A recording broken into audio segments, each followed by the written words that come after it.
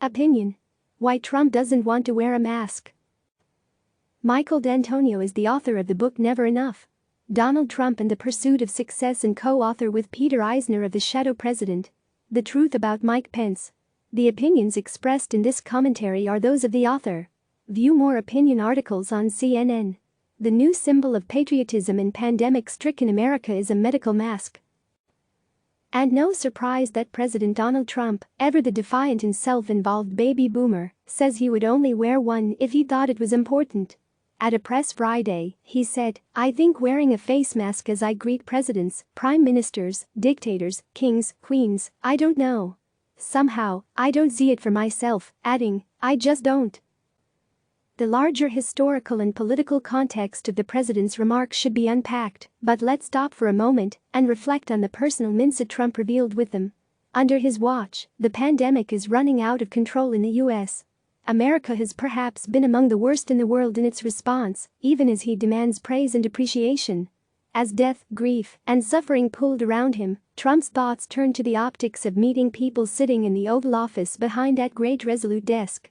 Who, in his right mind, would pause in the face of this pandemic to consider visiting dignitaries, including dictators, mind you, and how a medical mask might spoil his look? Aside from anything else, we all know that foreign delegations won't be arriving at the White House anytime soon. And if, by chance, it happened, the president should insist he be photographed wearing a mask, if only to show his solidarity with and concern for others. The First Lady, perhaps less concerned about a mask mussing her hair, encourages their use. The president's remarks came as he announced the U.S. Centers for Disease Control and Prevention (CDC) recommendation that we cover our mouths and noses to give just-in-case protection for others. Though we may not feel sick, we could have the virus and transit it with our breath. The mask is not about me, but rather we. And our reaction to the recommendation signals whether we feel connected to our fellow Americans or regard ourselves as disconnected free agents, competing ad nauseum to be special. Raised by a father who told his sons to be king, Trump has long regarded his instinct as more valid than others' expertise. As he once said, "I have a gut, and my gut tells me more sometimes than anybody else's brain can ever tell me." Now confronted with one of American history's biggest threats to civilian lives, Trump's response has been to avoid a unified national response: no stay-at-home orders, no rapid mobilization of medical aid, while hyping whatever unilateral actions he takes. The one thing Trump did right, if late, was restrict flights to the U.S. from China, where the virus first appeared.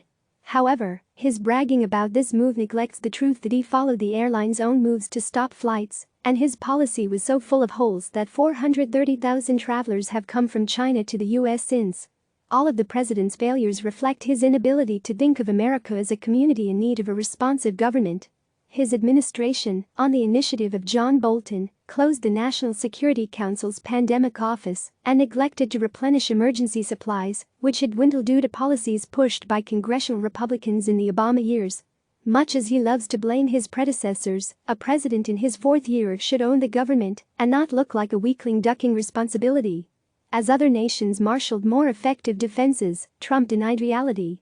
We had the wealth and the expertise to take advantage of the weeks we had to prepare, while Asia and Italy were stricken. However, we lack leaders whose concept of America includes a sense that we live in a national community that needs a competent government. The gap between what we need now and what we have developed over the years since Ronald Reagan's famous campaign line. The 9 most terrifying words in the English language are, "I'm from the government and I'm here to help." Reagan ushered in an era in which many politicians ran with the expressed intent of cutting back on government. Privatization drained manpower and expertise out of federal, state, and local governments. Taxes poured into corporations that slashed wages and benefits to turn prisons, healthcare facilities, water companies, and schools into profit centers. Contractors replaced citizen soldiers in the military, and with each of these developments, a cord that bound the people to its government was severed. With Trump's response to the pandemic, we see the expression of both a political idea, anti-governmentism, and of a kind of morality that surged at the same time. In his lifetime, individualism has grown while community attachments have withered. This point of view makes every success and failure a personal matter while ignoring circumstances, like poverty and abuse, beyond the individual's control. Helping would only foster dependence. Born into extreme wealth in 1946, the first year of the baby boom, Trump has, at every turn, embodied the worst of its impulses, including narcissism, greed, and self-indulgent irresponsibility. He avoided wartime military service with a series of questionable medical deferments, bone spurs, really? And then embraced the self-indulgence in that writer Tom Wolfe first famously described in 1976, and which Christopher Lasch elaborated on 3 years later in his National Book Award-winning Culture of Narcissism.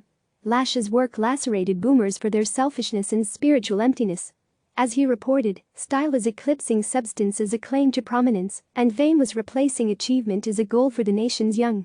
The book was published in the era Trump was starting to cultivate the tabloids and develop Trump Tower. Yet to come were the bankruptcies and claims to great wealth, the stint as a reality TV star, and the more than 16,000 false and misleading statements of his presidency.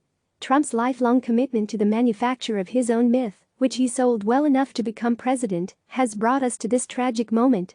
Only time will tell whether we will recognize that in many ways he represents the worst of a generational ethos that needs to be replaced. But at least now he, and the cultural mince he represents, have been unmasked. Click subscribe to receive the latest news.